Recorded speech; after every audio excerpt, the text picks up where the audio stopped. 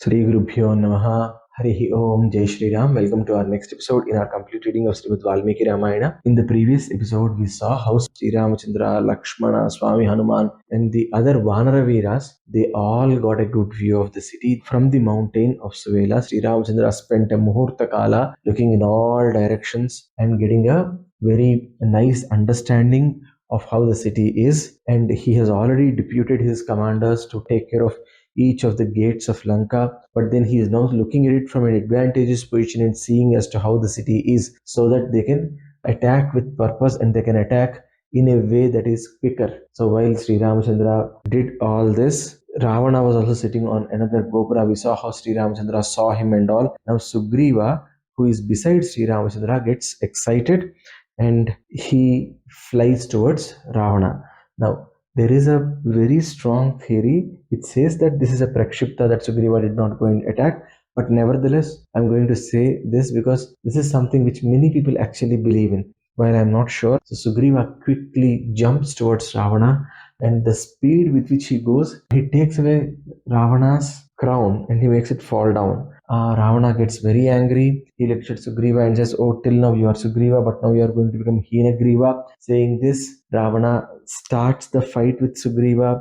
They both are going round and round, and they both are fighting with each other. They're going in rounds. They're hitting each other on their with their bare hands. They're hitting each other on the chest. They're hitting each other on the hands.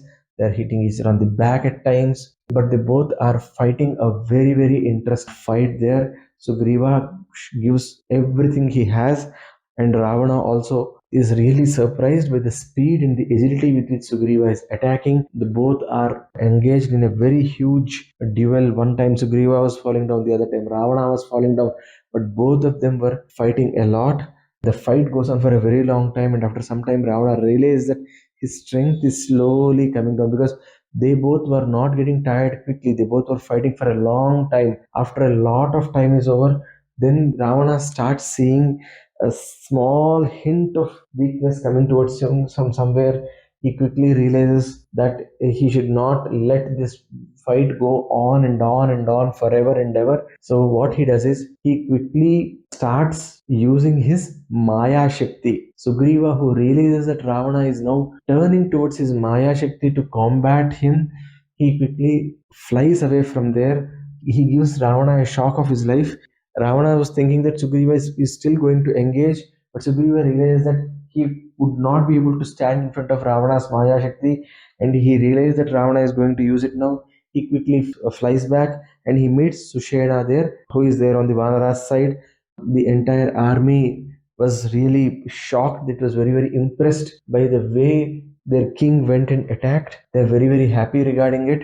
But then there is one man who is not at all happy regarding all this, and that is Sri Ramachandra. And Sri Ramachandra now looks at Sugriva and says, "Oh Sugriva, why did you do this? You are not supposed to do anything like this. You should not be doing this because you are the king and kings should not take such risks. You are the king. Please remember that." That's what Sri Ramachandra says. And then he says, "If something had happened to you in this fight with Ravana, O Sugriva, you will not believe, but I would have killed this Ravana, killed everyone in Lanka, made Vibhishana the king of Lanka, and then gone back to Ayodhya, would have given the kingdom to Bharata, and I would have killed myself. O Sugriva, never again take these risks. I cannot see my friends taking or doing this sort of risks."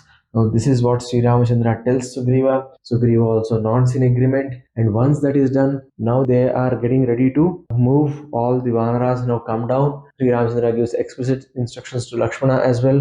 Now they all come towards the city. They all reach the walls of the city, and there are beautiful dwaras. So all of them take their designated positions near the dwaras, and the entire Rakshasa army is now frightened. They are now frightened of how this entire Vanara army is out there to kill them. The Rakshasas are totally frightened. They really are in a shock when they are looking at this huge Vanara army that has come to the gates, that has almost taken over everything around the gates. And the army of Vanaras, they are not even letting air come. So that's how dense that army is. That's how big that army is. And that's how dense that formation is. So looking at this, The Rakshasas are in a state of shock, and as they are all in the state of shock, and as Vanaras are getting ready to go and hit and break the first brick of the wall, Sri Ramachandra quickly clears his throat. He looks at Angada and says, "Oh Angada, for the last time, go and inform Ravana. Go and tell Ravana that Sri Ramachandra has come till here. Oh Ravana, Sri Ramachandra is asking you to come out and face. You thought you showed some bravery when you were abducting the Sri Ramachandra's wife, but no, come out and show that bravery now. Fight us now. Do whatever you want, but nothing is going to save you. Vibhishana has come to our side. We have already promised Vibhishana that he is going to be the future like king of Lanka. So you are going to die, and Vibhishana is going to be the king of Lanka. So this is the last chance. If you come and fall on the feet, that's going to be a different story. But otherwise, your death is certain, O Ravana." We all know, right? Where is Angada? Angada is taking care of the southern gate. Now he quickly jumps. He goes into Ravana's palace and he informs Ravana. He tells, "Oh Ravana, you are not even a warrior. You think you are one, but then look at the way you actually brought Sitama. You did not fight Sri Ramachandra. If you really want to show who you are, come out, face us and fight. Or the best option for you would be to come and give Sitama, and whatever punishment Sri Ramachandra gives, take it and leave. That's the only way in which you can survive. Sri Ramachandra is not going to kill you that way, but otherwise you and this entire Lanka, all of that is going to lose its sheen, and you are going to lose your life. It's not just you, your entire army is going to die, your sons are going to die. Unnecessarily don't bring death onto your own family. Surrender and survive." That's what Angada says. Ravana is angry. He asks four of his Rakshasas to capture Angada.